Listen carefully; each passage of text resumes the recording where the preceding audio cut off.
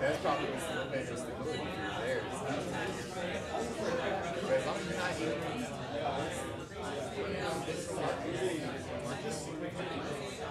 get out. Hey guys, this guy.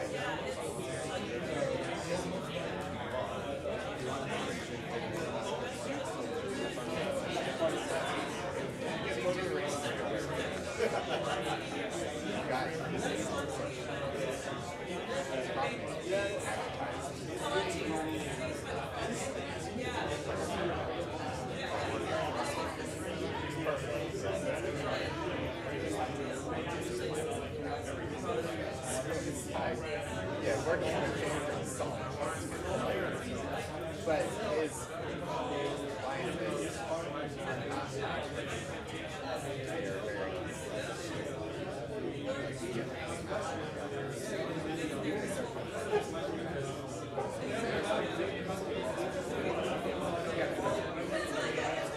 but I figure that's why we got to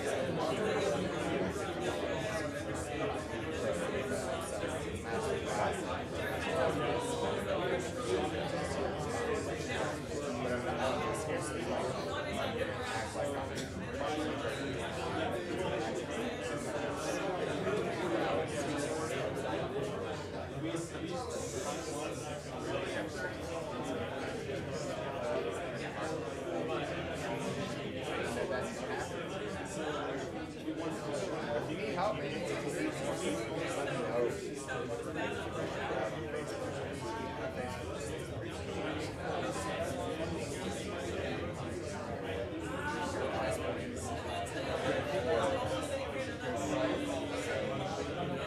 I was waiting to see your quote something like $1,000 because I paid $1,000 when you quoted me that, that's awesome. I would have paid it.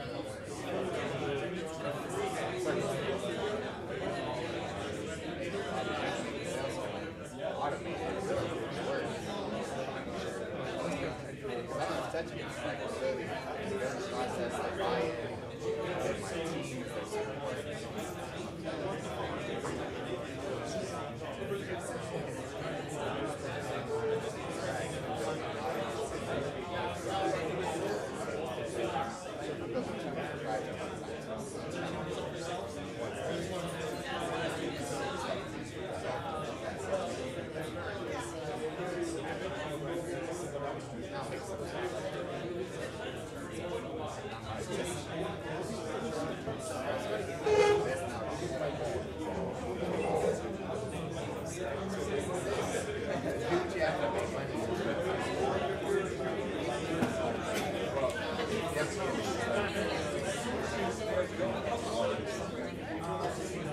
Get there, you gotta get better.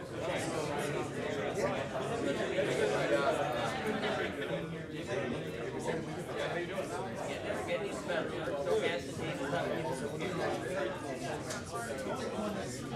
Use this stuff. That's it. I learned in these meetups to improve my marketing. That's where I'll send people to schedule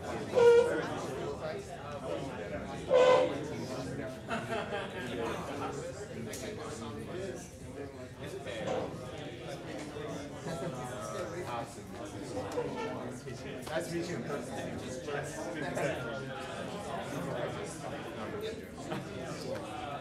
That's awesome.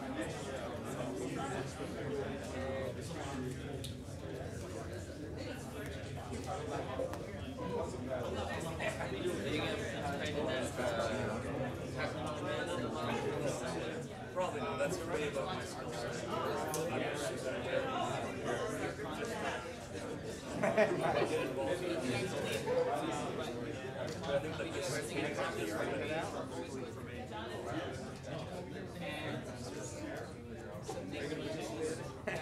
I've definitely considered it, and right now I'm waiting to see if Doug This is what the industry is doing. This is what I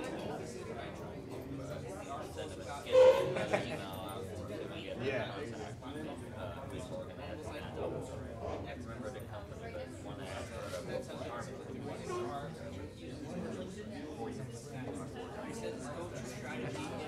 Yeah.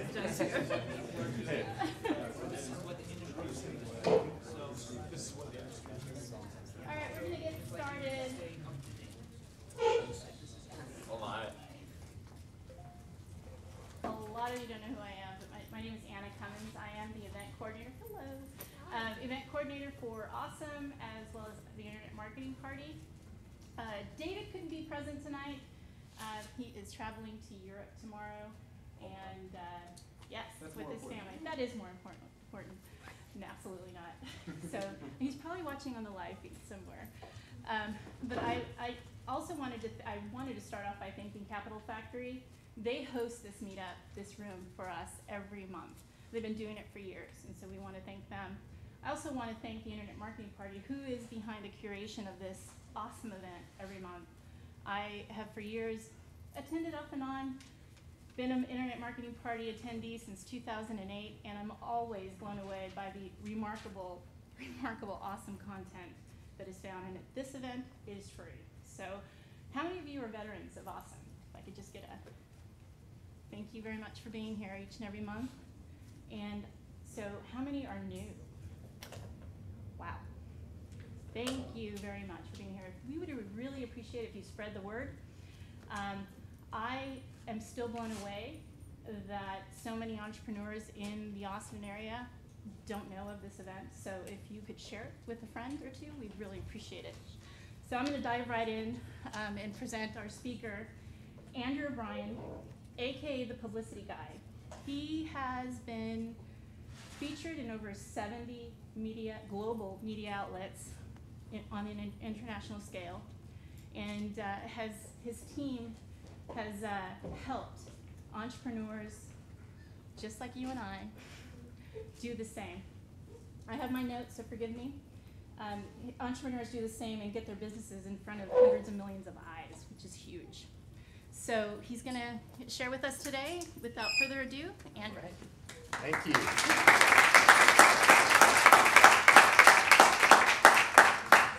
So I was going to have my beer, but my beer is holding my phone up for live video over here. So I'll stick with water for now.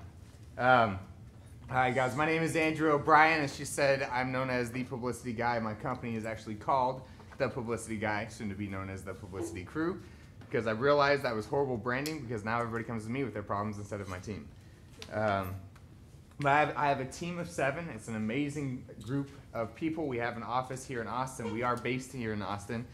And what I'm going to teach you on today is a 10-minute free email template that you send out to media contacts around the world that will get you in front of hundreds of millions of eyes. Now, I know that is a big promise, right? I know it's a big promise, but I'm actually going to show you proof that I've done it. I'm going to show you proof that it works. I do not teach theories. I teach proven concepts, and I will always show my proof every time I teach something.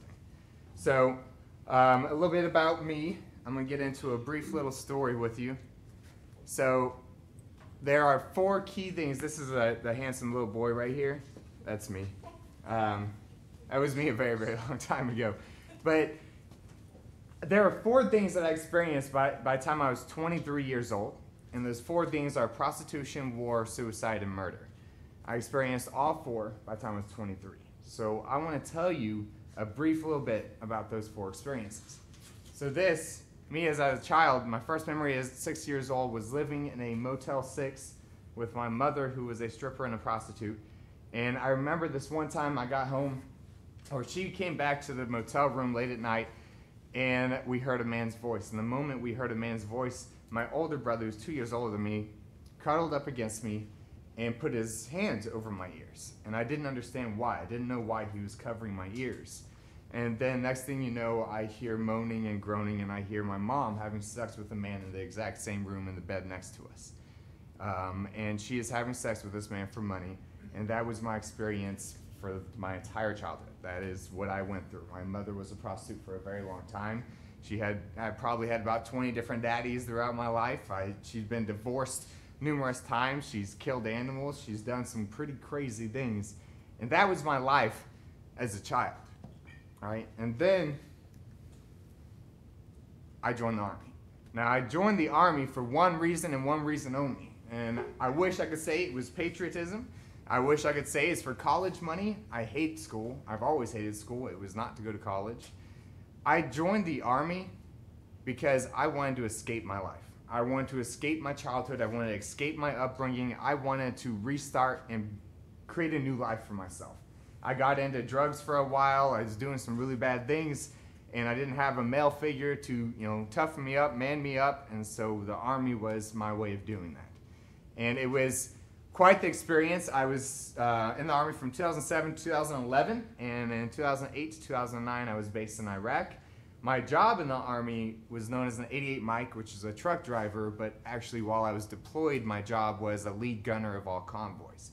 If you don't know what that is, a lead gunner is the guy on top of a gun truck in front of the convoy of trucks to protect the rest of the convoy from getting blown up or shot at or anything like that. My weapon was a 50 caliber machine gun on top of, at first it was a Humvee, and then it moved into an MRAP, which is a much safer vehicle. I did that. I got blown up a couple times. I got shot at a couple times. Never got injured. I'm completely intact, and I'm thankful for that. And then, oh, pushing the wrong way here. Suicide. Suicide happened. A year after I came back from war, I tried to kill myself. And there's two reasons that I tried to kill myself. I tried to kill myself, one, because of my trauma from childhood. And two, because I didn't realize there was a kid in here, sorry. Two, because of my trauma from war. But more than anything, it was my trauma from childhood. I didn't know how to overcome my challenges. I didn't know what was next, and I was only 22 years old, guys, and I was ready to die. And I tried to kill myself with 120 pills in less than 3 minutes, followed by 2 beers. Woke up 2 days later in the ICU with this newfound appreciation for life. Coal was still coming out of me. They pumped me full of coal. They saved my life. The doctors said that I got really lucky to get there just in time for them to catch it. They didn't know if my kidneys were going to fail. And I woke up just so happy to be alive. And I got out of the military. I got out my normal ETS date, and ETS is just your contract with the military is over, and you can choose to re-sign or not. Obviously, I chose not. And then, I keep clicking the wrong way. This, murder. This is me testifying in court against my mother for murder. So I don't know if any of you ever watched 48 Hours or 2020 or the TV show Snapped, but my mother was known as the Black Widow of Texas. And she was in Keller, Texas, which is over by Fort Worth. She shot her husband point blank in the head while he was sleeping, tried to act like someone broke into the house. Later, she asked me to help frame his ex-wife for the murder, in which I said no, moved to Austin. And then when I moved to Austin, she started trying to pin the murder on my brother, and then I testified against her in court for asking me to help frame someone else for the murder, where she was sentenced to 60 years in prison and found guilty. So funny part of that story is they gave her a deal at 5 years, and she didn't take it, and then now she's got 60. So this is my life in a nutshell. Pretty crazy, right? Like, the amount of experiences that I've been through by the time I was 23 years old was quite the experience. It was a challenge, right? But the one thing it did for me is it made me strong. And I have a lot of people who come up to me, and there's 2 things that people say to me. They say, one, I'm so sorry that you went through that. And I hate hearing that, because I'm not.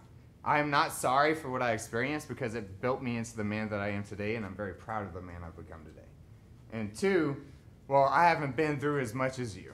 That's BS too, all right? Because we've all been through our own challenges, and the worst thing you've experienced in your life is the worst thing that you've experienced in your life. And comparing that to my life is like comparing your life to some freaking Hollywood movie, all right? This is crazy, and just because you haven't been through as much of this doesn't mean that you don't have a right to talk about your experiences, your pain, your past, your struggles. And the funny thing is, guys, everybody connects with this. They don't connect with, I'm going to teach you how to make 7 figures. I'm going to teach you how to make a bunch of money. I'm going to teach you how to own a mansion, Lamborghinis, and knowledge, all right? People do not fall for that crap. And, you know, his people pay $20 a person. My people pay $10,000. And the difference between my audience and the knowledge Lamborghini audience is my audience are real entrepreneurs, they are real business owners, and they are real action takers.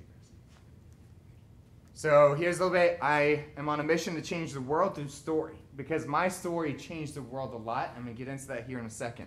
I'm a father of 3, 2 girls and 1 boy, and I have an 8-year-old daughter, a 3-year-old son, and a 10-month-old daughter. I have been doing publicity for 4 years now, 3 years for myself, a year for everybody else. And I've been personally featured on over 70 global media outlets. Here's a few of them up here. And I got to speak on stage at the White House and Pentagon and Health and Human Services. I've gotten to speak at the biggest stages of my life. And it all happened because of publicity. And we broke $1 million in revenue our first year in business. So we actually started in May of last year, and by May of this year, we broke $1 million in revenue. I still drive a 2008 Chrysler, and it's a convertible, and it leaks when it rains, and my windows go down by themselves. So I am not a millionaire by any means, but my business broke seven figures of revenue, right? And that went back into the business. Because the most important reason about this is all of this happened because of media exposure, because it connected with an audience, because it got my message and my story out to a larger audience, out to an audience that actually wanted to hear my story. Now, I didn't sell this audience on solutions to PTSD or how to resolve your problems. All I did was share the story. And I realized over 3 years and 70 global media outlets and speaking on stage at the White House and Pentagon, that speaking on stages, people didn't need to hear a solution. They just needed to hear my story. And when they heard my story, it built such rapport with them and such a connection with them that they wanted to do anything they could to work with me further. They would do anything they could. They would reach into their wallets and pay whatever they could because they liked me. Not because I offered a solution or 7 figures on a bank account or all of this, but because they could relate to me on a deeper level. I'm gonna tell you a quick story. There is a big name person, and since I'm on live video right now, I will not say the person's name, but he has really big hands and really big teeth, and he's really tall, and he makes people do some waving with their hands, and he has motivational speaking. I think the majority of you will know who I'm talking about. And this person, his son has to schedule a time to speak with him through his assistant. His son has been given a letter of cease and desist from his own attorney numerous times every year for using his father's name. Most people don't know that because he is this magical guru, or he's not your guru according to Netflix. So this guy doesn't know how to be honest. And that's the biggest disconnect between these gurus and their audiences, guys. They're selling a false dream. They're selling false hope, and everybody figures it out eventually. You know, there's Lai Topez, there's Kent Cardone, there's, you know, all these people who are selling a lie. It's not real, and their audience eventually figures it out. Now, they have a revolving door, right? When one audience member leaves, another new one comes in that just found out about them. Problem is we don't want a revolving door of audiences in our business, because Russell Brunson, one of my clients, an amazing guy, he always talks about the 1,000 true fans. All you need in business is 1,000 true fans to really create a successful business. And I am a firm believer in that. But none of these guys have true fans because eventually their fans get burned out or realize that it's false hope and they go away and then a new one comes in. So yes, I have to respect them because they've built an audience, they've built a following, but they haven't built the connection. And that's the biggest missing piece out of all these gurus, is they make a bunch of money, but they don't have the connection. They could do even more if they built that connection. This is a few of my clients. Russell Brunson's one of them. Mike Dillard is another one. Onyx Singal is another one. Alex Sharfin used to be one. And Caleb Maddox. Y'all know who Caleb Maddox is? If you don't know him, you should follow this kid. This kid's insane. 15 years old. He speaks on stages like Tony Robbins and Grant Cardone and Gary Vaynerchuk, all the people I just made fun of. But this kid is like the Gen Z Tony Robbins and Grant Cardone combined. He's going to be the next big name for the younger generation. So you should definitely, if you have kids that you want to be entrepreneurs, I have my kids follow him. He's an amazing kid, good heart. This is what I was able to create for ClickFunnels in 3 months. In 90 days, the last 90 days, I got them in front of 367,903,570 people. That's in 90 days, guys. It's that simple. And I'm going to show you exactly how I did that. Now, this is aggregate readership. I'm going to explain what aggregate readership, so none of you go home, get in the news, and then complain because you're not rich and famous. It's aggregate readership is similar to Facebook advertising. You can put a dollar amount, and it will tell you your estimated total reach. Estimated total reach doesn't mean that many people are actually going to read it or click on it or engage in it. It just means there's a possibility of getting in front of that many people. So with the media attention that I got ClickFunnels, we were able to get them on almost 368 million people in 90 days. I want to give a couple of examples here of readerships and the difference in between getting on media and actual Facebook advertising. Just because, now, I want you to understand when I go into this, I'm not saying that Facebook advertising doesn't work. I'm not saying that it's bad. What I'm saying is you're going to see a big difference in cost. So, Entrepreneur Magazine has 14 million people, unique visitors to their website every month. 14 million. The cost it would cost on Facebook to reach 14 million people is $85,000. Let's take Inc. Inc. has an estimated reach of 16 million people. The cost to reach out on Facebook is $100,000. All right, let's go one step further. Forbes, monthly unique visitors of 47 million people. That would cost you $270,000 to reach that on Facebook. So I'm going to show you a few things about publicity that you need to know right now. How many people have ever written a press release? A lot of people. How many people still write press releases? All right, so you're wasting your time. The biggest thing is press releases don't work anymore, guys. They didn't even work back in the day, but now they definitely don't. Reporters get emails flooded every day with press releases from Joe in the corner, and the thought that they're going to read yours over everybody else's. Reality is they skim through it, they see an attachment, they just delete it. If they see a press release, they just delete it. On my staff, I have 2 publicists, and I actually just stole a producer from KView. So I have actual media contacts. I've had editors from Entrepreneur Magazine work for me. I fired them because they sucked. But they did work for me, and I got to learn a lot about the media from the inside. If there's a press release, they delete it, they ignore it, and they don't touch it. So press releases are a waste of time. Media kits, the same thing, all right? I don't even know what a media kit is anymore. Your media kit is called a media page on your website. It's thepublicityguy.com/media. That's what your media kit is. If you don't have a page on your website that shows your media appearances, that is one thing you should definitely add. A lot of people don't have that. Even my successful clients don't have it, and I make them build those pages because that is your form of a digital media kit now. It's just on your website. Spray and pray. I hate this method. All right? The spray and pray is you download a database of writers, you write an email, and you just send it to all of them and hope someone bites. It's like taking a gun and just spraying it and hoping you hit something. It's pointless, guys, and what it really does is it aggravates the media. And one thing I want to tell you is the last thing you want to aggravate is the media. Those are the people who are going to get your business in front of millions of people. So the whole downloading a database of writers and writing up one email and sending it as a bulk email to all of them, all that does is make them mad, and you're not going to get responses from that. So copy and paste emails is the exact same thing. All right, when you copy and paste an email and you just replace their name and article title, they know that. If someone sends you a copy and paste email, you know it too.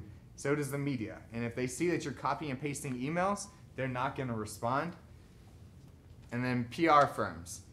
So a lot of you think I'm going to tell you use a PR firm because I own one, right? No, do not use my company. Do not hire PR firms unless you have millions of dollars and you just don't feel like dealing with it. It's a waste of time, guys. There's no reason to hire a PR firm. It's a waste of time. It's a waste of money. There's UT, there's ACC, there's all these colleges around here. Go get a freaking intern that's majoring in English. Do not get an intern majoring in publicity because they're going to do everything wrong because the education system is broken. But if you go and actually get someone that's majoring in English that knows how to write good, then you've got someone who needs a resume builder and they can do everything for you. All right? So I want to ask one question real quick. Just shout out anyone's name that comes to mind. Who is the biggest influencer that you can think of? Anyone? Just any name. Donald Trump. Donald Trump. Okay. That's a big influencer. What about entrepreneurial influencers besides Donald Trump? Branson. Okay. Branson. Those are good ones. So Vaynerchuk, Branson. I'm going to tell you right now, none of those big names that come to mind are true influencers. You know who the biggest influencers are? Entrepreneur Magazine, Forbes, Inc., CNN, Fox News, depending on who you talk to, right? So the biggest influencers in the world aren't these personalities, these personal brands, it's the media. They are the ones that influence the public on what they're scared of and what they shouldn't be scared of, on who they should like and who they should hate, on everything. The media controls this country. The media controls the freaking world. They do. Anything they put out must be true, right? And then it causes all this stuff and backlashes and people's lives get damaged and all this stuff. And you see it in the news and the mainstream media every day. They control everything. That's the real influencer. The real influencer are these media publications. Why? Because if I come to you and tell you I'm the best publicity in the world, publicist in the world, you're like, okay, Andrew. But if Forbes tells you that I'm ranked as one of the top 5 publicists in the United States, you're going to believe Forbes. Why? Because Forbes can't lie. Because Forbes must be true. Right? So when you attach your name to the media outlets, the same thing as attaching your, it's stronger than attaching your name to Branson or Vaynerchuk or Cardone or Trump, whoever. Attaching your name to the media gives you more credibility than any of those names combined. Because I promise you, they do not reach 47 million people a month. Forbes does. Right? So what I'm going to do is I'm going to show you the 10-minute free email that's going to help you reach those hundreds of millions of people globally. And it's going to help you build that credibility. Media is going to give you a level of credibility that you've never had and you can never have in any other outlet. I'm going to use an example. Russell Brunson is my biggest level of credibility. Right? Russell Brunson had 90% of my revenue generated over the past year has come from Russell Brunson's audience. Why? Because I attached my name to Russell Brunson. He made me a testimonial video, and I Facebook advertised out of that. All right? I reach his audience by targeting him on Facebook. But I use him to build my credibility. It's the same thing. If Forbes says I'm one of the top 5 publicists, guess what I'm going to do? I'm going to create a Facebook ad. I'm going to target Forbes. And I'm going to show them that I've been listed as the top 5 publicist on the media outlet that they trust, which is going to get me in front of millions of people even more. All right? So this is the exact pitch that you need to send out every time, no matter what media outlet you're going after. I don't care if it's TV, I don't care if it's podcasts, I don't care if it's online publications, print magazines, newspapers, whatever it is, this is the exact template that you use. It works every time. I'm going to tell you right now, people think that podcast is the way to go. And the funny thing is podcasts are just as hard to get into as an online publication if you do not have standing relationships with those podcast hosts to get on a decent one. If you want to get on Entrepreneur on Fire, it's not as simple. Well, now I think you just buy books to get on it, which is stupid. All right? And then if you want to get on Smart Passive Income, guess what? You have to have a relationship. You have to apply. You have to go through this process. Those are actually more difficult to get on than Entrepreneur and Forbes. And guess what? Entrepreneur and Forbes still have a much larger audience than any podcast there is. So, number 1 is research. Research meaning when you actually send out an email, this is the first line of your email. It's not, hey, you should write a story on me because I'm awesome. Or, hey, I know how to change the world. Or all this. The first line that you send to a media contact is proving your research. If I go up to a girl tonight in a bar and I say, hey, I'm awesome, rich, and successful, and we should go home tonight, I'm probably not going to land the ones that I want to land. All right? Not that I won't land some, but I'm not going to land the ones I want to land because I'm not going up and talking about them. I'm talking about me. I see this in entrepreneurship so much, guys. We get so passionate about what we talk about that we want to talk about ourselves so much because we want them to feel our passion. And we can talk about what we do for hours and never get bored with it. And we know they're bored, but we're just going to keep talking because, well, we love what we do. All right? So number 1 is don't talk about yourself. Do your research. The first part of your email, it says something like, hey, Bill, I just read your article on Inc. And that's where most people stop. I just read your article on Inc. and I think you'd love this story. Do not do that. That doesn't work. Hey, Bill, I recently read your article on Inc. and what I decided after I read it intrigued me so much, so I went to your LinkedIn. And when I went to your LinkedIn, I've seen you've been in business for 7 years. I also see that you got an award back in 2013 for Best Business in Atlanta, Georgia. I just wanted to give you props on that. I think that's amazing that you are changing the world that much and you're impacting your local community and that you've been awarded for that accomplishment. So what I did right there is I researched and I complimented. Everybody loves a compliment. Now do more research than just, hey, read your article and loved it. is, hey, read your article and then did some stalking, right? Stalking in this moment is okay. Now, there's a limit. Don't talk about their kids, their wives, or, where they ate last night. That's going too far. But, do some professional research, do some PI stuff, and say more to them than anyone else has ever said. The most important thing in publicity is it's going one step further than everybody else. That's all you have to do. And I will tell you, one of my previous editors from Entrepreneur that worked with me, and then I let her go, she still gets emails that come in from people pitching her on Entrepreneur, and now they come into my email. And I can tell you guys, the competition is easy. These pitches suck. They are horrible because all they do is talk about themselves. All they do is say, hey, read your article, so you should write about it. Hey, read your article, so you must be really passionate about this, so you should write my story. Or, hey, I just did this, you want to write about it. No, that's not how we started. We started with a research and a compliment. And the compliment can't be blowing smoke. Don't go too far with it. Don't, bend down and kiss them as much as you can. Be just a nice little compliment, a nice little pat on the back. That's all you have to do. And then your ask. Be straightforward. Be honest. The most important thing that stands out in the world right now is honesty. Honesty is the one thing that makes you stand out from everybody else, because everybody else is a liar. Hey, I'm super rich and successful, and I own a Mercedes, and I bought a mansion, and I visit Bali, so that means I make a bunch of money. That's what everybody's doing right now. And if you are different, if you are honest, if you are straightforward with them, hey, I would love the opportunity to talk to you about a possible article. I think it's something you'd be passionate about. I have a unique view that I think you'd love. Would you be willing to hop on the phone with me for 2 minutes? Always 2 minutes. Don't say 5 minutes. Don't say 10 minutes. Say 2 minutes. Give me 2 minutes of your time. That's your ask, right? You're being honest, because if you get them on the phone or you engage in conversation and then you ask later on, it's going to make them mad because they feel like you're just using them. So it's better to be straightforward and upfront from the very beginning.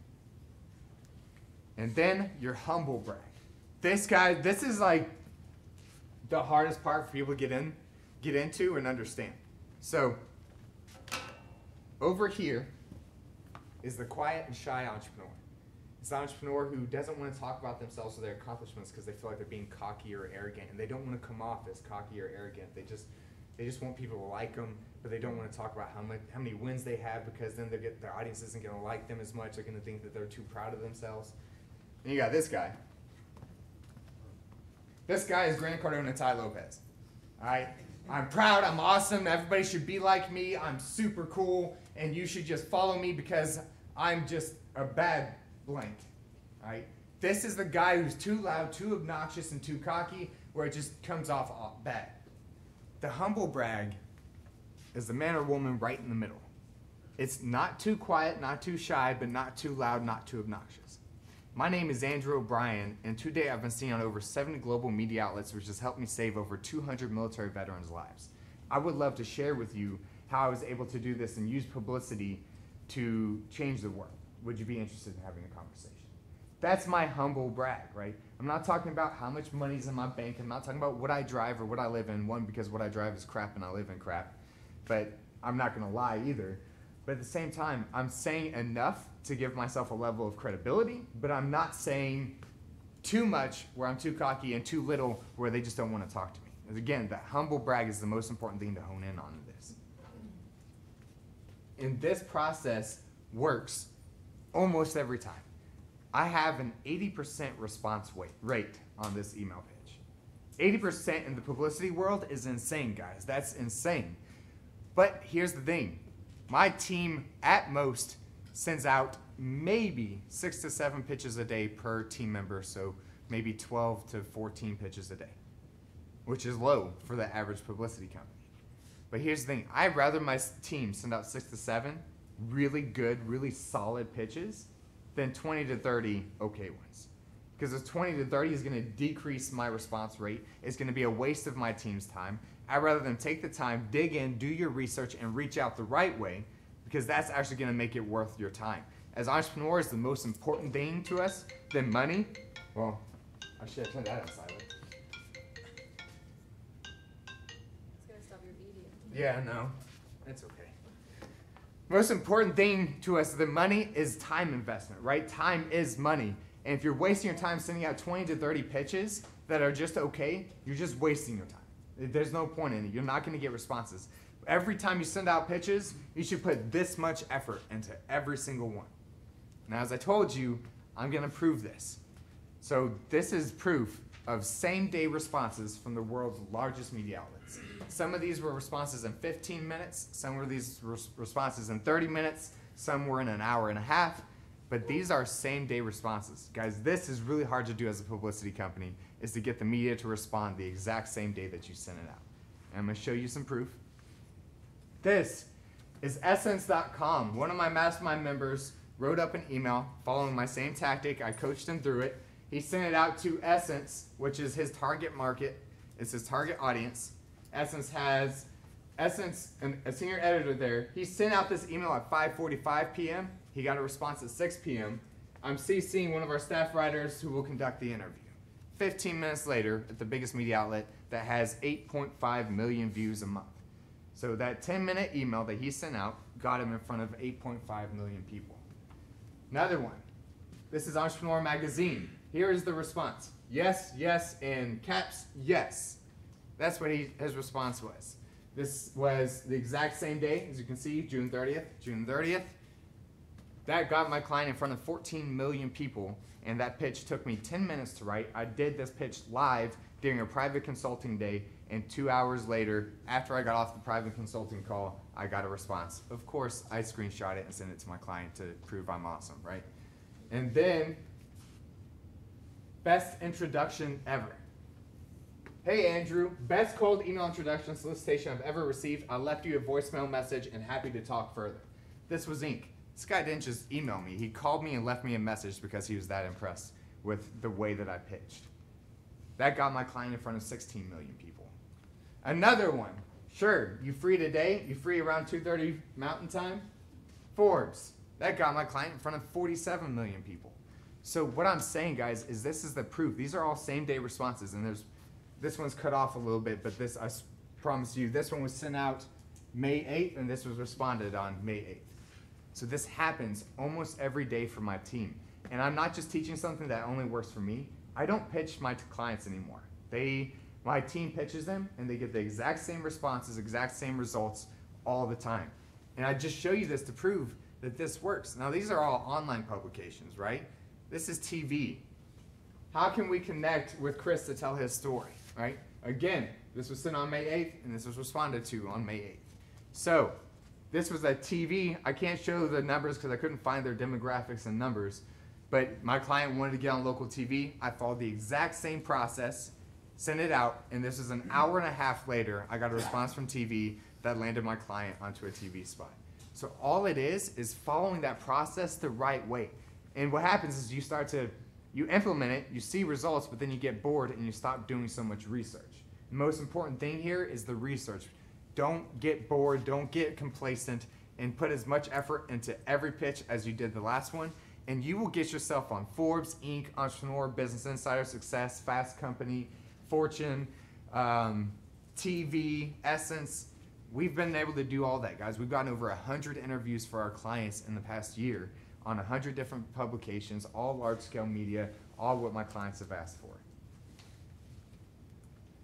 So I'm gonna get into questions after this, but I got a joke, so I gotta say the joke.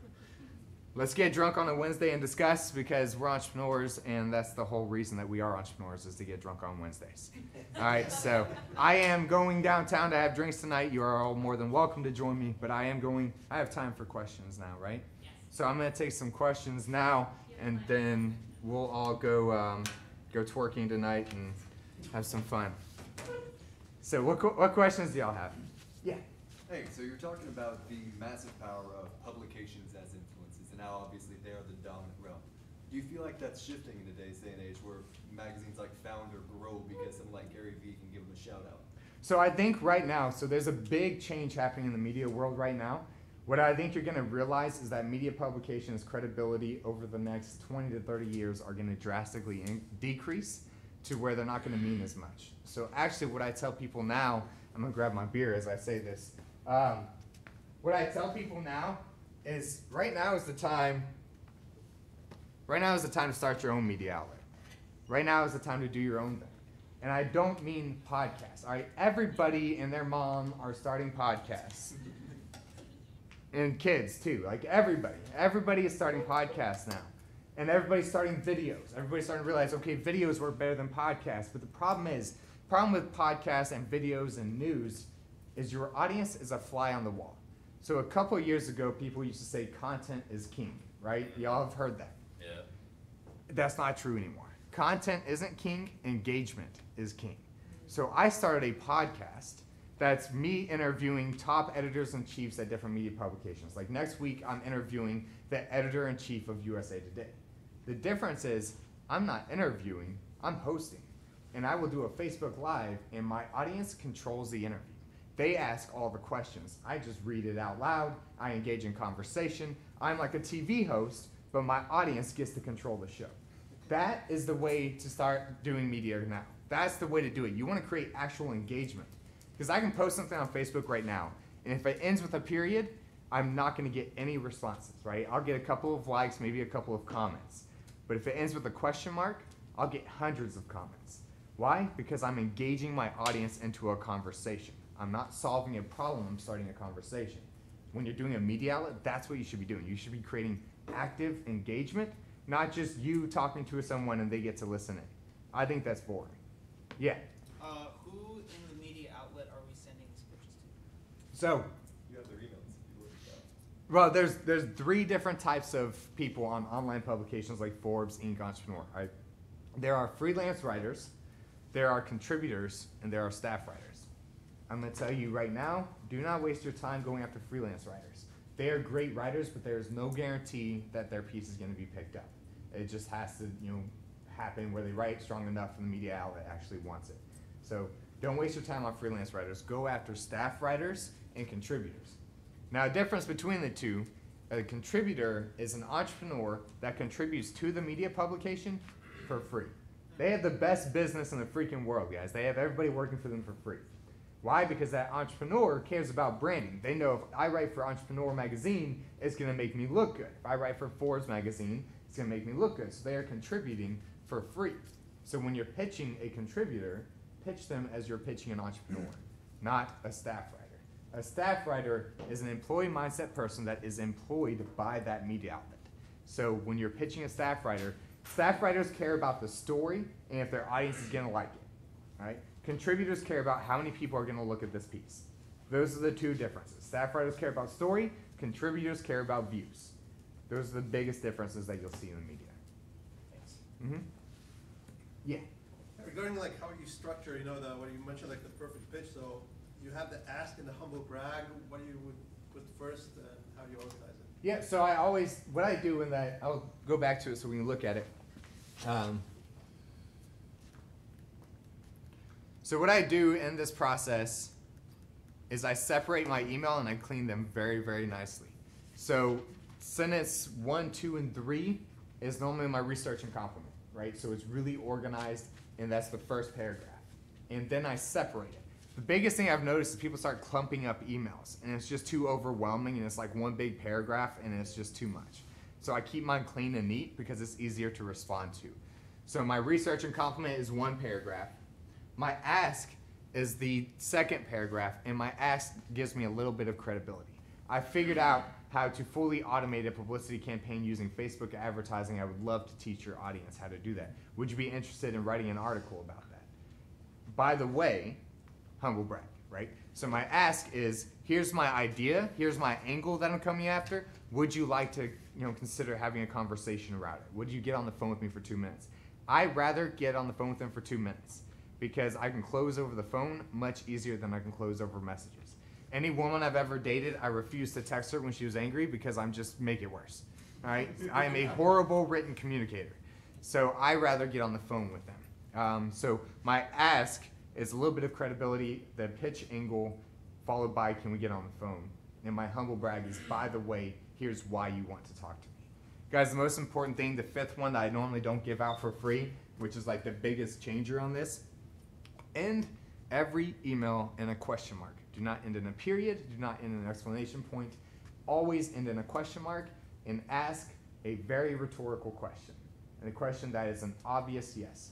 Would your audience be interested in learning how to use Facebook advertising to create fully automated publicity campaigns that will get them constant media exposure? Yeah, right? So you ask a very rhetorical question that's obvious yes, just to get them to respond. If it ends in a question mark, they will be more intrigued to actually respond to the email than if it ends with a period or an exclamation point. A period or an exclamation point gives them a reason not to respond. So it's like you just closed the conversation before it even started. Yeah. You have a character limit or a word limit that you try to stay under? I try to keep it short and sweet. I don't try to get too long, but it also depends on their passion. If they're really passionate and I can see that they're passionate, if their bio is long, then that tells me that they're really passionate about what they do. So I'm gonna make it a little bit longer. If their bio is short, if they're just, to the point, then I'm gonna keep the average email in between 7 to 9 sentences long, is what I normally do. Oh, and I never pitch on Mondays or Fridays. We only pitch on Tuesdays and Thursdays. So, yeah. What about the subject line? Subject line. Subject line is always about what they're passionate about. It is not about, I just read your article on Forbes. It's not about, hey, I've seen this. It's about what they're passionate about. I saw that you just wrote a book titled this. Most contributors probably have a book out there. Go on Amazon, order it. Actually order it. Don't say you ordered it and not order it. Get the Kindle copy or something for $2 and then tell them that you ordered it, right? So actually the subject line should have to do with what they care about, not what you care about. That's the biggest mistake everybody makes in media is they will talk about the new solution to world hunger, right? But that's because that's what the entrepreneur cares about, not what the writer cares about. Let's talk to their passions. And it's easy to figure out what their passions are. All you gotta, LinkedIn is a great freaking tool that will give you access to their freaking resume and their nonprofits and their charities they do work with and their bios and their, people saying what they're best at and recommendations. LinkedIn is the perfect stalking tool available. So that's a great thing to do. Yeah. It just resonates. It just sounds like it's a relational Mm. approach, just like you would in business. I mean, stats for business, ROI is based on relationships Right. and building them genuinely. Yeah. And My- not yeah, it's my- the same approach. Yeah, my entire business is based on relationships. And I believe everyone's business is based on relationships. It's about how well do you connect with your clients, how well do you connect with your network and your strategic partners, how well do you connect with the people you are trying to use to get one step ahead. And I'll be honest, I'm using the media for my clients. I am using them, but none of them feel that way because I never allow them to feel that way. Every time someone writes about my client, I send a handwritten thank you card to them as a way of thanking them. I have my team follow up with them every 42 days after they write about a client. Why 42? Because 30 is too obvious and they'll catch on. 42 is a much harder number to realize that they're responding every 42 days. So I keep it a random number that they won't be able to catch on to. Yeah. So you mentioned LinkedIn as a possible stalking tool, but in terms of getting contact information, do you have any other tips? So on Entrepreneur Magazine, sometimes their blue bubble is there. And if the blue bubble is there on their Entrepreneur Magazine profile, that's their direct email address. If they're leaving that blue bubble up there, they're asking to get pitched. They understand that they're going to get pitched. Other ones, you have to go to their Twitter or their website. Almost everybody, even staff writers and reporters, have their own personal website. And they all have about pages or a contact form. I suggest no contact forms. Find their actual contact email. Almost everybody on their personal website will have their contact email on there. But never use a contact form. I will always just find the email and then send it out. Take some research. So it sounds like Twitter, LinkedIn, website, Yeah. not Facebook. Facebook doesn't give you the information that you need. Most people are too smart to put their emails public on their Facebook pages. So I go to Twitter to find their website if their website isn't listed on their profile on the magazine outlet. So normally Twitter will have their website on there. Yeah. How long do you wait to follow up if they don't answer? I give it 2 weeks, and I follow up every 2 weeks until they tell me you're annoying, go away. So I don't stop. My job is to walk the line of being annoying. It's a publicist's job. We are supposed to be that annoying fly that doesn't go away until you swat it. So I obviously don't do every day, and when I do follow up, it's not, hey, what did you think about that angle? Obviously, if they didn't respond, it wasn't strong enough for them to be interested in that angle. So I normally just follow up and be like, hey, I just saw your new article that you wrote. Wanted to let you know, even if we don't work together, I'm gonna be following your writing. I think you're great at what you do. I would love to still get to know you on a deeper level. And I follow up every 2 weeks and I haven't had anyone, I've had one person get mad and like say some cuss words at me, but that's it, and that's actually pretty good. Yeah. So the follow-up email is diving into that same, but just in a shorter version of that previous Yeah. email. It's not so much going deeper on research because you've already done your deep research. It's more of just telling them I'm following your writing. I'm actually paying attention to what you're doing. Yeah. In that follow-up, do you ever ring them? Do I have a what? Do you ever ring them? Do you ever call them? Oh, no. Okay, so one important thing is you never, ever call a media contact without them asking you to, because it really offends them. One thing that you need to know about media contacts is they are very, very emotional people. They are very easily offended, and it's because they have this authority behind them because they get pitched so much that they know all these people want to talk to them, and it starts to, they all have egos. And every media contact you talk to will admit that they have egos. They're honest, transparent ones. The other ones will act like they don't. But I've had some of the biggest media contacts tell me, yes, we all have egos. And so we have to understand that when we're contacting them, we have to play into their ego and not damage it. More questions? Yeah.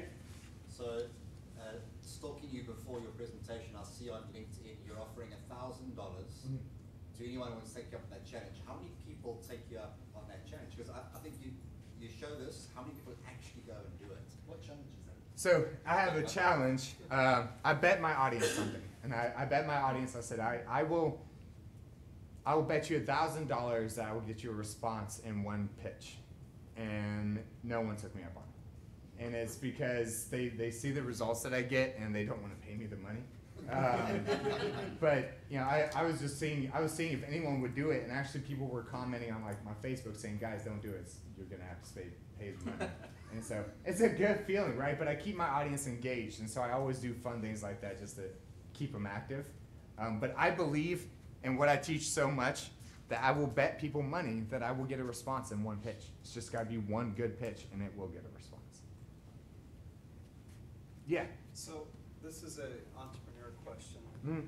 If you're really passionate and you have a story like you do, and I have not to that level extreme, but difficult things, and that plays in your business and plays into all your relationships. Have you ever been accused of being too real? And people in business don't expect you to really care about them, to make real relationships. And when you do, it kind of makes them sometimes might step back a little. Right. Have you experienced that? I've experienced that in every part of my life. Women hate me because I'm too real, but I'm a very, very honest person. So if I don't like food, I'm going to tell someone I don't like food. If I don't like something, I'm going to tell them. If I like something, I'm going to tell them. I'm a very, very brutally honest person, sometimes to a fault, but I just don't see a point in lying. There's just no reason. Like, I'll tell everybody right now, I freaking hate working with entrepreneurs. I love you all as friends, but you drive me crazy as clients. Like, the standards and there's a lot of pains of working with entrepreneurs. I love all of them, right? But it's just a whole different concept of actually working for them and having them as clients because of expectations and micromanagement and ADD and all kinds of stuff going on. Everything we all have, right? I know I'm a horrible, person that people have to work with sometimes. But I believe that when you're honest and real, you will attract the audience you were meant to attract, right? I do not believe in saying what your audience wants you to say. I think that's BS. And I'm watching my language because there's kids in here, but normally I would not watch my language at all. I am who I am. And either you like me or you don't. If you don't, you can go away. Because there's a simple unfollow button on Facebook. You click once and you'll never see me again. So I like it that way. I like being honest and transparent because I'm not trying to build a large number of, like Grant Cardone has 900,000 followers, of which, how many people actually engage in that, how many people are actual true fans. And I don't want to pretend to be someone I'm not. So I'm just going to be myself. And I think at that time you will attract an audience that is more engaged, more willing to pay more money and open their wallets because they just know you're real and they want to see real. They can tell the difference. Right. Oh yeah. Yeah, some people hate me because I'm real. So I guess the point is, I had one psychopathic entrepreneur business partner that had me read How to Win Friends and Influence People, and I said, I hate that book, and don't ever talk to me about like this again because you're a crook. Right. And you want people to read this and believe you. And so basically, so what you're saying is when you're making connections in business, be real. Because people can tell the difference. Yeah, they can tell the difference. And let the chips fall where they fall. Yep. Well, and there's 7.2 billion people in here. If I can get 1% to like me, I mean, I'm solid, and I don't have to pretend to be someone else to get that 1%. 1%, that's all I need. Less than 1%, I'm really well. 1%, I'm freaking doing really, really well, right? So I will just be myself and let people like me who like me, and the ones who don't, go away. It's that simple. I get hated on all the time. I get threats all the time. I get, a lot of things, but I think that's part of business. It's just what we go through. More questions? Yeah. What are your steps with the strategy with the 2-minute phone call? And do you think this would work, like say, with the fashion industry? I think it works with every industry. And on a 2-minute phone call, my job isn't to really just pitch them on an angle. I'm just trying to make them like who I am. And what I mean by like who I am, I'm just sharing my quick prostitution, war, suicide, murder story. Because if I do that in 2 minutes, there's no way they're going to want to get off the phone. They're going to want to hear more. They're going to want to know more about this. They're going to want to know more about that.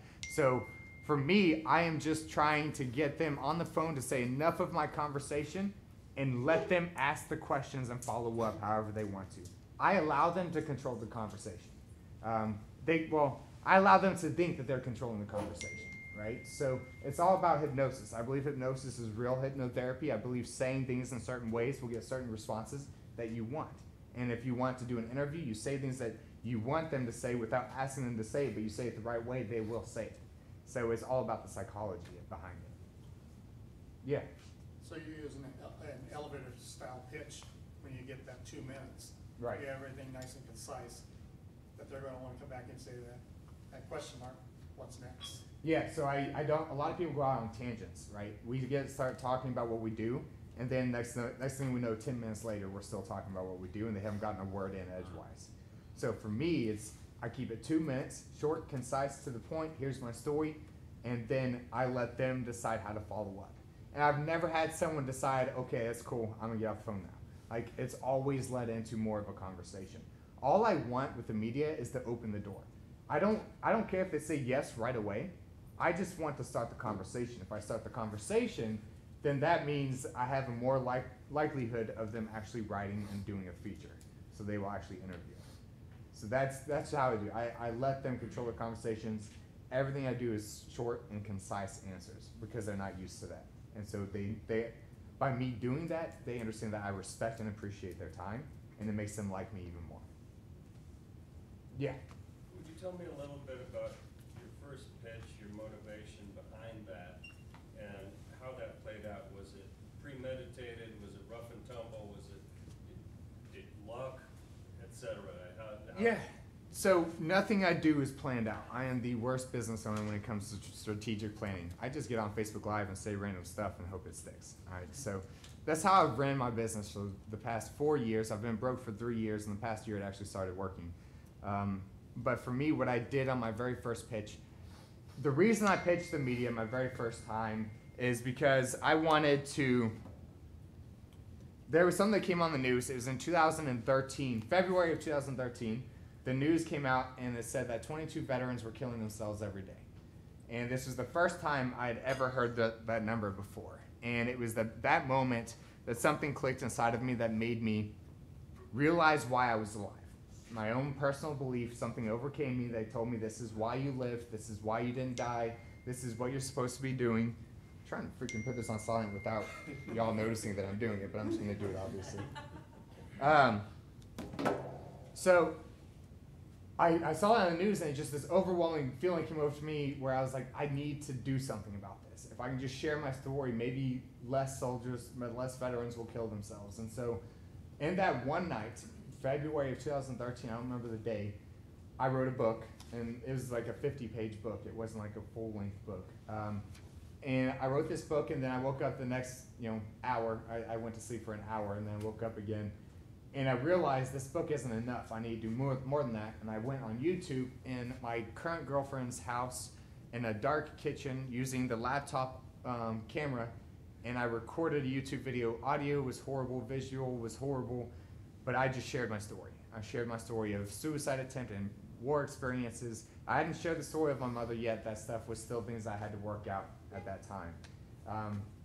And after I did the video, I decided, I'm going to send this to Fox News Austin and see what happens.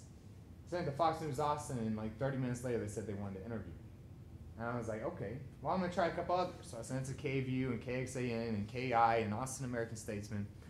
Fox News Austin was the first one to interview me, just by me sending that video. That's all it did. I told them I'm on a mission to save veterans' lives. I heard about the numbers, and I've made this video. I would love for you to watch it. I've actually tried to kill myself.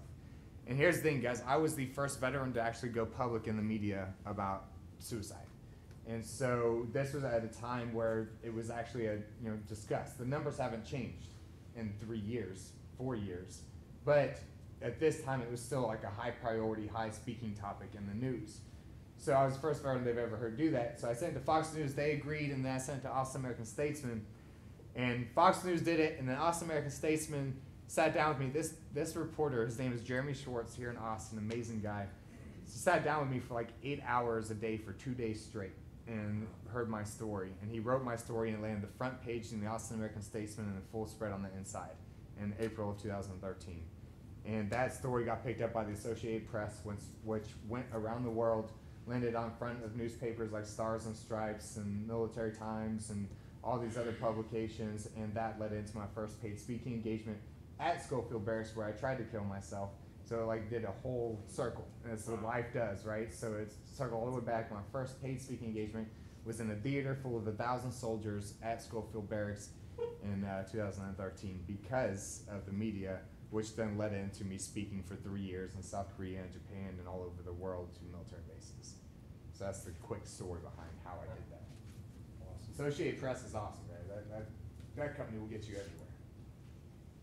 Any other questions? Yeah. Does the way you think about pitching media outlets align in any way with the way that you think about pitching clients? Is it the same template? It is. So I don't pitch clients anymore. I have a guy that does it. But when I first started out, this is what I did, right? Because for me, I had to do my research because I don't do business with people I don't like. And there's a lot of people I don't like. And so for me, I'm just an honest guy. For me, I'm not going to do business with people I don't like no matter how much money they offer me, because I'm going to end up refunding it. It's going to become this whole mess, and I don't want to do it. So my research is always, do I like this person? Are they actually on a mission to change the world and do something good, or are they just trying to fill their wallet? Or is this just an ego boost for them? I never wanted to be in the business of ego boosting. And when you're in publicity, it's a lot of what people look at publicity for. So for me, my research was, do I like them? Do I like their mission? And is their mission true? Or are they just saying it to try to get people to like them so they make more money? So I do a screening process behind it. So it's very similar to when I pitch clients. And the coolest thing, guys, is now we don't pitch clients because I don't want to talk a client into buying my service. Either they want it or they don't. And either way, I'm fine. So for me, have any of you ever heard of Sean Stevenson? All right, so this guy's amazing. An amazing human being. If you haven't heard of him, you should look him up when you get home tonight. He had this saying, and his saying was, a boat turns over in the water. It's a cruise ship. And two helicopters go out to save their lives, but they realize they don't have enough space. And they have to choose, as they're floating over the water, who are the ones that they're going to save and who are the ones that they're not. And what they decided to do is get a little bit further away from the boat and allow the ones who were alive and had hope to swim to them. And those are the ones that they were going to save out of the water.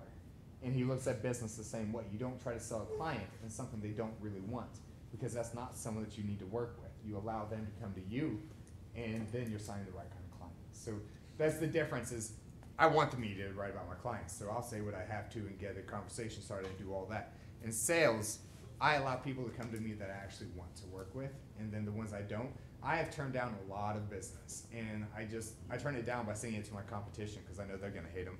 So, give it to my competition. Yeah, go ahead. Yeah, what were your influences to decide to help other people rather, I mean, from your success. Right. Based upon that, you know, it's like, wow, that's a wow story. Yeah. You know, what influenced you to decide to take this path to help other people to do what you did? Chick-fil-A coupons. So, the reason I say that, and there's a serious part behind it, Chick-fil-A coupons is how I was feeding my family. I was broke. I had no money. I just bought a house a year earlier. We were facing eviction. I was staying up 32-hour nights trying to get the next speaking engagement to make more money because speaking is not a solid recurring revenue. The most I made in any year was $80,000, and that was the most, and it all happened at one time, and I'm horrible with budgeting. And so I was living off of Chick-fil-A coupons, and the military just went through the biggest budget cut they've ever gone through in history, and the first thing they cut was mental health. And so I no longer could work for the military, which was really my only paying client. So I had to figure out, how do I take care of my family? And that was really the drive behind it. And what I realized, I gotta stick with something I'm passionate about. There's no way I can ever work for anyone else. But who do I know? And over the past 3 years, I've gotten to know entrepreneurs. I've gotten to know bad ones, and I've gotten to know good ones. And what I've realized is there's a lot more good than there is bad, and a lot of people more driven by impact than money. And I realized that all of them that I met that were good people were on a mission to change the world. Obviously, they needed to make money. Obviously, they want to support their family. They want to have a lifestyle. But it meant more to them than numbers in a bank account. And so I decided, well, if this worked for me, why wouldn't it work for every other entrepreneur out there that has a true story and a true mission? And that's what led into it. But reality is Chick-fil-A coupons is what led into it. Nice. Thank you. Yeah. More technical question. You said two things about how you end an email. You mentioned like one is finish with a question mark was a rhetorical question. You also said that you were asking people for 2 minutes. Do you ask the question for the 2 minutes of their time only like in the follow-up email, or? No, I do it all at the same time. So my question is followed by, hey, would you mind getting on the phone with me 2 minutes? And you're talking about your humble brag afterwards, right? So you ask, and then you do your humble brag. Problem is if you end it on the humble brag, you're ending on a period. And so I follow up with another question about or here's the angle, do you think your audience would like to hear about this? So I asked 2 different questions in that one email. Yeah, so that's what I do. Is there any strategy to follow up after the 2-minute conversation? So my strategy is normally, everything that I do on follow-ups is 2 weeks. And so I always give them 2 weeks. I think if you go over 2 weeks, they forget you. If you do it before 2 weeks, you may be following up and they get short with you, right? So they are very strict on time. So I try to appreciate their time, respect their time, and follow up every 2 weeks. It's 14 days is my average thing. We still have time? Anything on content though? Content. All right. So the most important thing when you're doing an interview, most important thing, give away your best stuff for free. Do not, like your biggest secret on your success and your strategies and your processes, give it away for free. It doesn't matter how many people read it. No one's going to freaking implement it anyways. All right? So what matters is that it's going to click in their head as, oh, that makes sense. Right? And when it clicks in their head, oh, that makes sense, I should work with this person. Right? I should work with them to help me do this. Because I can promise you, I have taught strategies all over the place, on different stages, on different parts of the country, and no one is freaking implementing anything. And they still come and buy my course, and guess what? They buy my course and they still don't implement anything. I had to hire someone to make my course students implement things. So it's understanding, give away your biggest secrets because it's not going to damage your business at all because no one's actually going to do anything with it. It's just there to click in their heads, oh, it makes sense. One more question and then. Okay, so we got one more question. My question is, who's getting drunk with me? This Wednesday. I saw someone raise his hand. Yeah. Are you going to get drunk with me? Yes. Oh, perfect. That's a rhetorical question, right? Yeah. What's your favorite part about what you do? You know, my favorite part is the stories. I am very intrigued by stories. I hate reading books. I am not a reader. And just so y'all know, my level of education is a GED. I don't have a high school diploma. I don't have a college degree. But I love stories, and I love the impact. The coolest thing over those 3 years is the number 200. And the number 200 means so much to me now because my story literally helped me. I did a count of emails and handshakes and conversations and phone calls. And over 3 years, I saved over 200 veterans' lives. Now, I don't know if they're still alive today, but I know that I gave them one more day. And that meant so much to me to see that I took someone who thought about killing themselves and I gave them at least one more day to change their mind. Because if I would have been given that one more day, who would have known what would have happened? So for me, I realized that power of story is so powerful. It's so much more powerful than solutions or testimonials or all this. It's sharing our struggles so people out there struggling know that it's okay. So that they know that they can make it through this and they can succeed in any part of their life that they want to. That is my favorite part about what I do, is getting to hear those stories of not rags to riches, but the real stories, the real struggles of bankruptcy and divorces and custody battles and living in cars and just the real struggle. That's my favorite part. All right, thank y'all.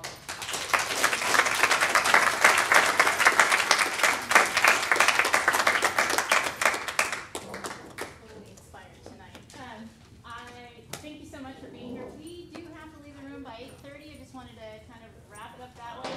So a little time for networking if you like. I also would love for you to save the date. You're cordially invited to attend the Internet Marketing Party, which is going to be at Cedar Street Courtyard next Thursday, July 13th. We have Sean Whalen flying in from Utah, the backcountry of Utah. Go to internetmarketingparty.com/Austin. You can see the pre-interview with Sean Whalen and David. Thank you so much. And Sean Whalen is awesome. He's got like over 240,000 followers on his personal Facebook page. Yeah, he's incredible. Just gonna put this over here. Is that Yeah.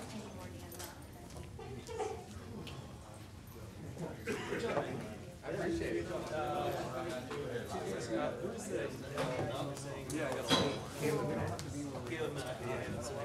There's another guy here that presents very similar to you called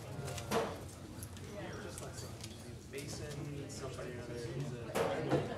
He does a lot of good things. He's got a red, yellow, green GIS thing that he's launching right now. Right. I thought I'd connect you guys. Yes. I'll give you my card. Oh, yeah. Put it here so I don't have to. No, no worries. Yeah, so I just thought I'd connect you guys. Yes. He's doing really good stuff with veterans as well. He works out of here? Yeah, he works out okay. here. He's put a shit of money into his new app that has to do with geopositioning outside of town. Oh. He's trying to do a bunch of stuff with it, but yeah. I'll Shoot me an email, I'll talk to you. I'd love to connect. Yeah, thank you. Good luck. Thank you. Appreciate it.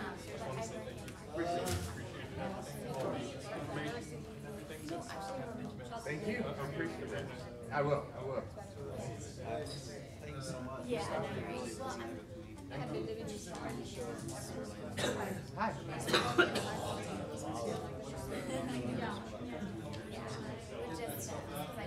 I have a story I would never tell if you're embarrassed. Right. But after hearing what you did, I'm missing out. Right. I tell everybody, if the story makes you embarrassed, it turns your stomach, it tightens your chest. That's the exact story we're sharing. Because there are so many people out there feeling the exact same way that when they hear it, it's going to give them so much freedom. It's going to give them so much impact on their lives. It's going to impact your business because people are going to know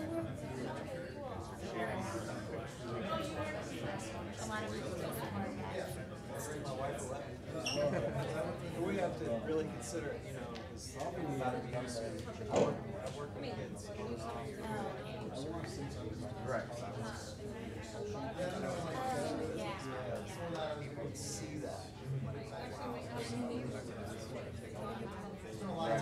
Because I drew those kind of psychopaths to it. But I always, the struggle is always taught us, the weed that comes through the sidewalk is a strong pain, it can't be stopped. Right. The person that's out of the shell, mama pushes him out of the nest eventually, and he doesn't get his teeth for that, and breaks his neck, and he's like, John, how you doing, man? Good. That's right. strong. Whatever it is, it's really, really Thank you. You guys should have story. Oh, okay.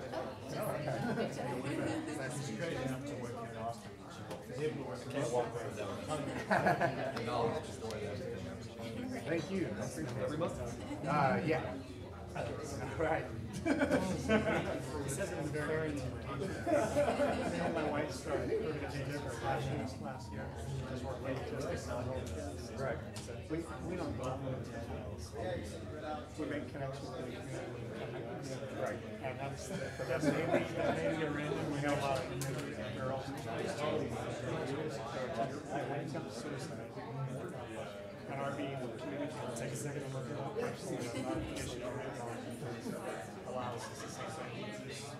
Having them, one of the changes in the mind Right. is tremendous. Point, relate a little bit. Right. That's having a business becomes Yeah. It does. It's just the best thing. There's no better feeling of life. Yeah.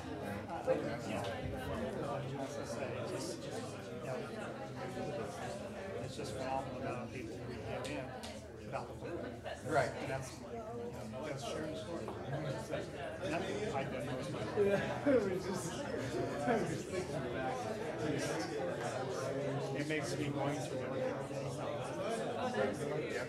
That's the same thing. Yeah, so I appreciate it. It's good to hear your story. Hi. I really liked your talk. Very interesting. Thank you. I know that one but you mentioned that you didn't like stress. That makes a lot of sense. Like, so I see we know a lot on Facebook, so it's like, tell me how you know so-and-so. And so I work for a marketing business, and I was wondering, do you like I work but then I remember that first. like in the news or media section, and I think that's kind of like interesting. I mean, I think that's good as like a blog, right? Yeah. Yeah. If they don't already have one. I mean, calling it news or blog, whatever, I think it's still good to have that concept. See it. For us, what we do is our clients and blogs will reference to try and get them more media exposure. So when they write articles, we'll go read them, and then I see them over time, and they'll go find contributors around that sector. So it really helps the publicity come. When it's good content, it's just good to have the content. Right, and for like SEO. Yeah, exactly. And press releases still work for SEO. Like if you get PR Newswire and stuff, it's $400. It does SEO. People are just working on it. But the SEO is no problem, thank you. No problem. I don't know. I'm not sure. I'm still trying to figure out what's going on and where we're going. My team member was supposed to meet with some friends at home. Do they actually know where it is? I'm gonna ask them to see what's going on. I just understand. I have 3 kids at home, so this is my adult playtime. Just to get out of jail for I card. have a 10-month-old and 3-year-old and an 8-year-old. Very busy house. So for me, it's like when I get my adult playtime, I take advantage of that. On a Wednesday, this is even more special because no one's out on a Wednesday. Oh, that's a nice time. Yeah, because everybody's doing discounts. Yeah. Oh yeah, especially Tuesday. Well, the thing is, it's not the weekend. The weekend's amateur. Yeah, exactly. And it's not crowded. There's no chest pumping. There's no shoulder checking. It's just having a couple beers. A few alcoholics, but hey, what's the big deal?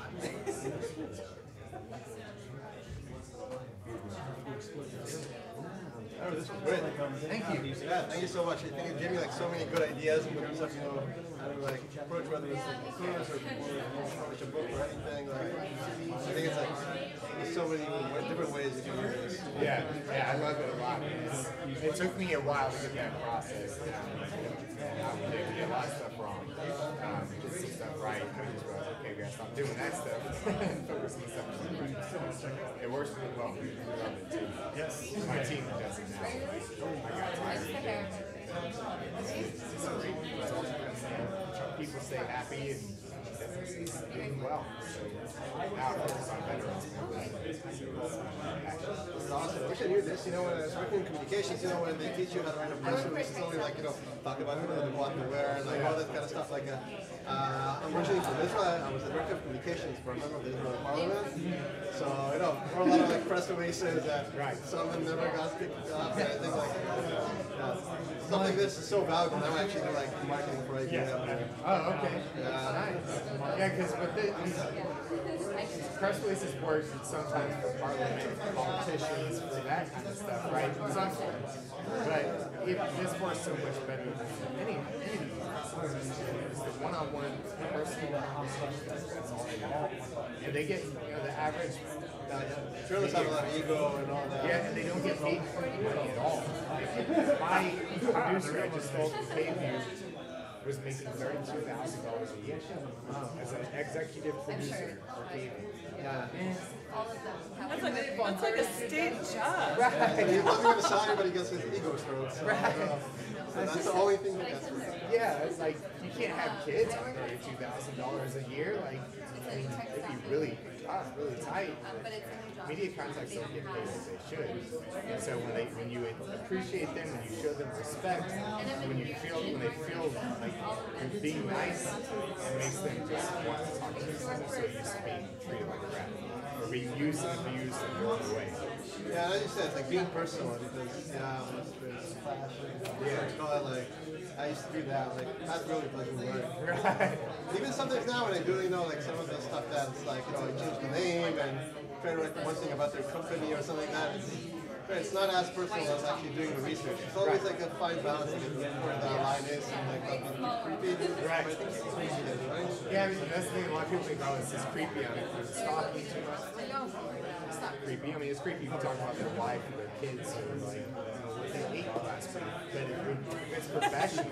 If you're basing off of their resume that's public on LinkedIn, there's nothing creepy about it at all. It's actually more intriguing for them. It's more engaging to try that. You took the time. Yeah. Because they know that was not a 2-minute email that got sent out. They know you took time to actually do some digging. When I was like, I moved to do like business school at Duke, and they teach you about how to like speak with recruiters and all that. But then they remember like some people used to tell you, log off of LinkedIn before you check someone's account, so you don't know you check them out. But when you think about they should do it. You check it out. It shows that you put some effort in like looking up to them. Like why not? Yeah. The fun. I mean, we're all on LinkedIn, right? And so when you go and look, you get notifications. One person views your profile. And so when they look and see Andrew OBrien, the next thing they know when their email pops up from Andrew OBrien, like it gives us some personal connection. They see my face and my name and it says Andrew used and now they get a notification that email too. Keeps it personal. And when you put a face to a name, that's a big thing too. So I'm sure why not text. I always tell people your signature should be a headshot or a logo or a image or something. Oh, I got it. Have a face, yeah. Yeah. Whereas also like when you ask for people for time to speak with them, you mentioned like in the beginning you're not gonna have any attachment or something like that.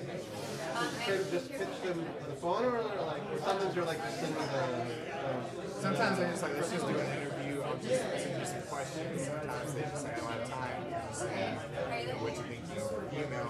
All I want from them, I don't care if they get that's all I need. Just give me one response.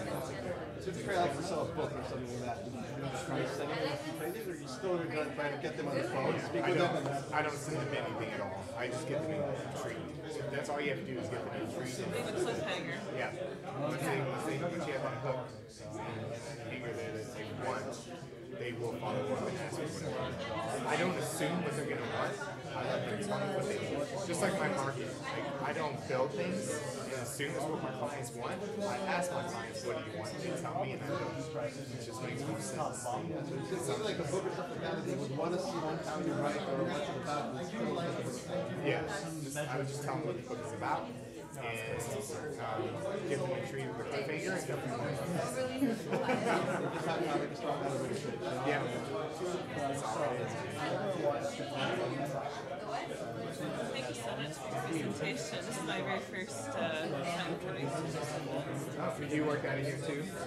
No, I'm a one-man band.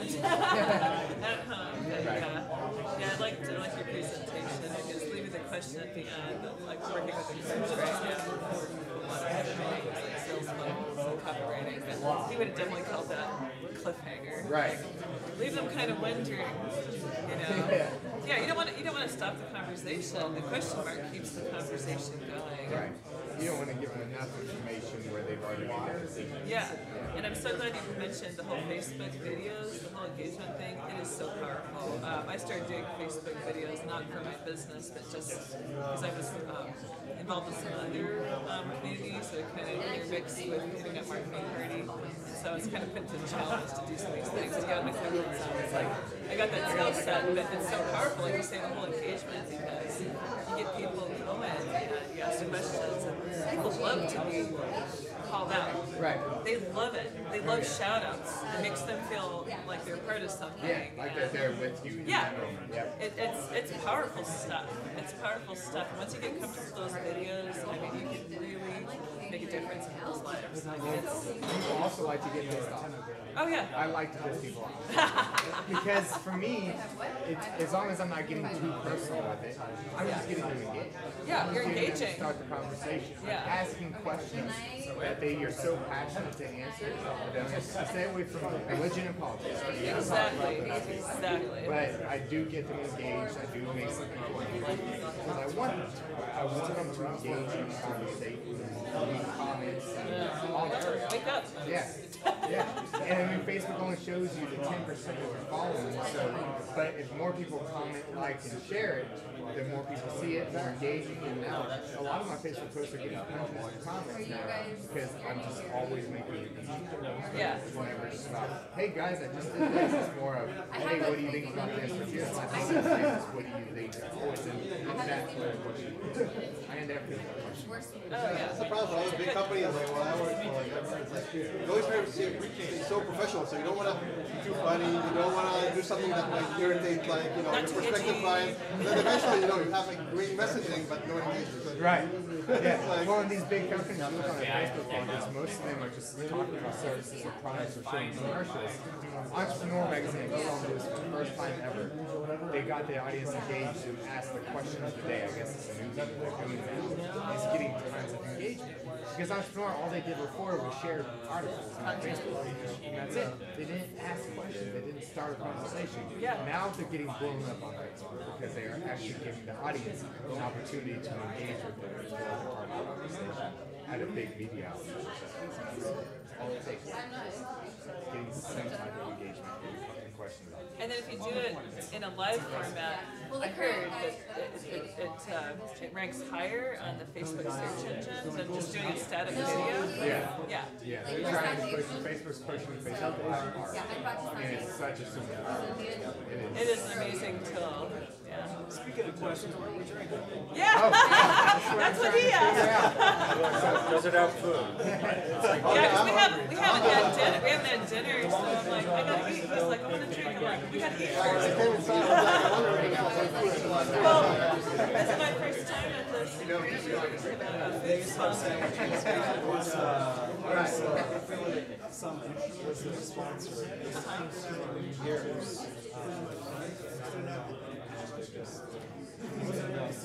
What was your name? Aviv? I'm Jen. What's your name? Michelle. Michelle? Nice to meet you. Nice to meet you. Yeah, yeah. I got an hour to kill before my next meeting.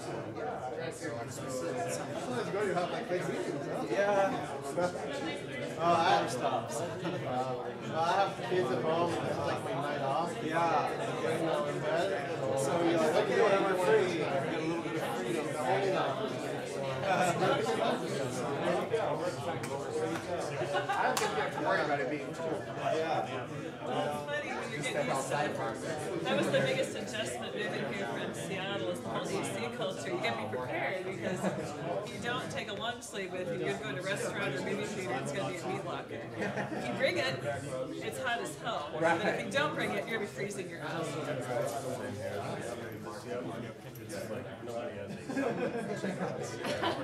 It's just for the weather, there's no shifting. Right. So it's like 3 lanes. You get your summer later, your winter later. Hey, Chris, are you gonna come hang? What? Are you coming? Any time of year. We're trying to figure out where we're going. Yeah, I'll go. Cool. Yeah. And it's not that We much need to eat. different here. It's just hard. You know, it's like the weather shifting here too. Yeah. We got coastal shifting. Is that shit from your ride when you did the long huge ride? That's cool. So that was the event. Pedal Stop. And how many months was that? That was 21 months? That's amazing. You were on the road for 21 months? Yeah, we just I rode my bicycle for the last one. Wow. He just put a book out about his life. He has an amazing story. Yeah, it's long. My rain is. Yeah, it's really cool. It's not a heavy rain like you get here. It's not a coastal misty rain. It's just steady. The ruling is depressing. When is your book coming out? It came out Just already. Oh, that's it's out. It's been a couple of months. Excellent. Yeah. It's just like, you know, I get up to a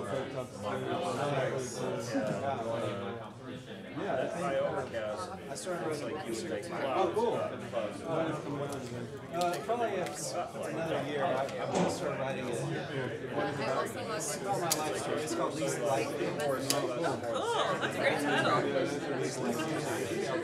That's a picture of me when I was a little boy. Not smiling, looking very sad. It's a book about bullying in public schools, about how awful it is. You know, you can succeed in life. Hey, we are gonna drink, so I'm gonna use the restroom real quick, and then we'll come back in. We'll figure it out. Yeah. But I talked to a lot of kids who got bullied in school for being different, Oh, I got bullied for being tall and different and awkward. I get bullied in business. I work for some. Huh? I work for. Yeah, you still bully me. Mean bullies too. And, you know, I guess I have a chip on my shoulder. You know, he's the only thing that allowed me to survive. Just to prove that everybody was wrong. So, the kids, you know, kids with ADHD, kids that have learning disabilities, they can really succeed in life. There's a lot of tricks that you can learn. I have a real bad ADHD. Am I spelling your name correctly, Ricardo? Yeah, they stole it, but I think. Yeah, I think Okay, I was looking up on your name. I need the title, I guess. Oh, you're gonna get the book? Huh? You get the book? I want to see the title. Chronicles of the Journey. That's right, Chronicles of the Journey. It's I want to make sure that I have the title. Amazon, all that. It's awesome. Awesome, thank you. Yeah, Do I have to phone information? For me? I don't know. You can have it if you want to. Yeah, of course. so what's it called? Chronicles of the Journey? Chronicles of a Journey. Chronicles of the Journey.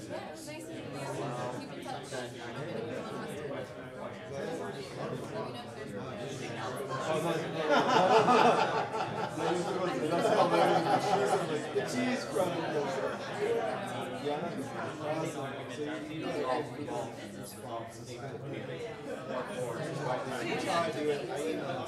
Oh, cool. Thank you. That's the way I say things. I do a Google search with Siri, and then I get it and I search it and I get it all to myself. Oh yeah, I email my stuff all the time because if I don't have something to write down, if I want to keep notes, I will email my stuff myself. Right, email yourself messages. Yep. Or stuff to look up later, or ideas for products. Myself Google searches. Oh, that's cool. That's how I do it. Well, I do that too. Yeah, that's really smart. Because you want to be able to find everything in yourself, not just one thing. Exactly. Yeah. Yeah. Got a good pitch. I found out YouTube knows more about life than I did. Because YouTube suggests what I want to watch and what I want to listen to. If I search for something, I can't find that stuff. If I just let them suggest, they know what I like. Oh yeah, they're following us all around. algorithm. Because I have my Facebook completely like kind of wide open. Yeah. So anything that I look at, it's like immediately it's like, oh, you'll like this. Yeah. No pixels, so it's called retargeting. And it's like, and I, so if I look for something on Craigslist, that shit shows up on my Facebook page and then advertisements. It's like, this guy likes this. And it's like, wow. I used to be irritated by that, but now I just embrace it. Like, email, Facebook, everything's all connected. It's insane, right? It's like so much easier than trying to think about it. Just let it happen. No, but I get it. It's just like,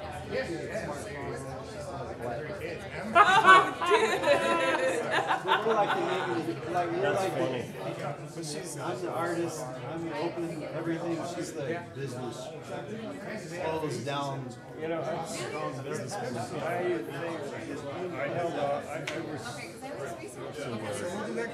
resisted. Yeah. I resisted until I think it was probably about 2007. I've only had a cell phone for 10 years. Everybody else had them for at least 5 years. And then it's like finally it's like I have, you know, a friend dropped me by a job I was working at. And I kind of switched work. And I got this guy yelling at me from the street. And I'm open the window, and then he goes, oh, and by the way, he says, get yourself a fucking cell phone. Like, oh, fine, okay, I guess this is time. That's the way I feel about smartphones.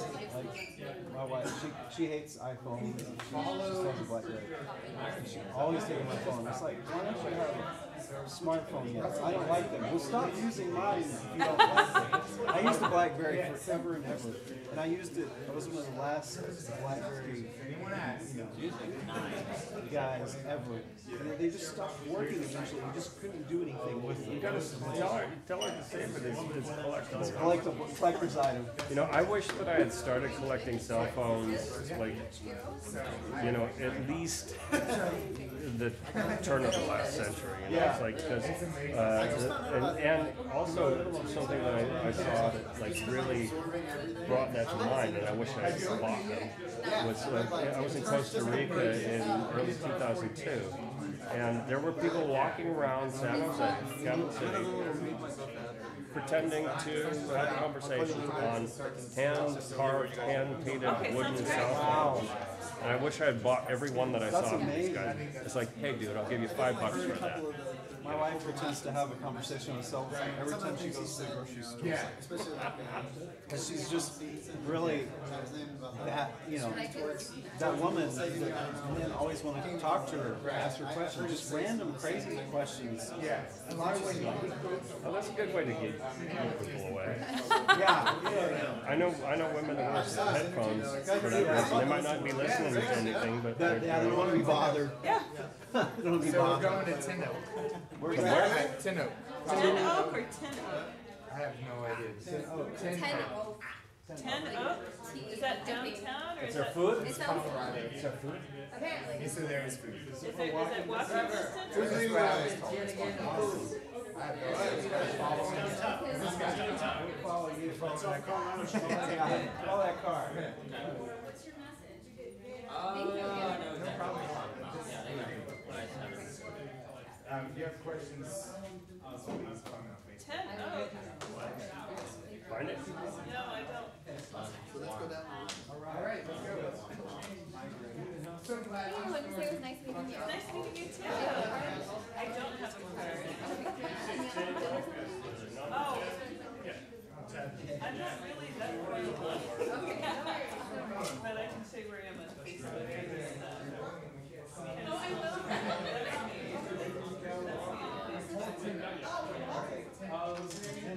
Oh, thank you. That's so yeah, I took that. We were cycling. It was a beautiful sunset.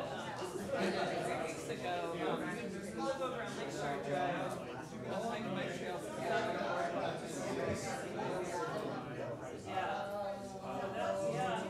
We're trying to figure out time.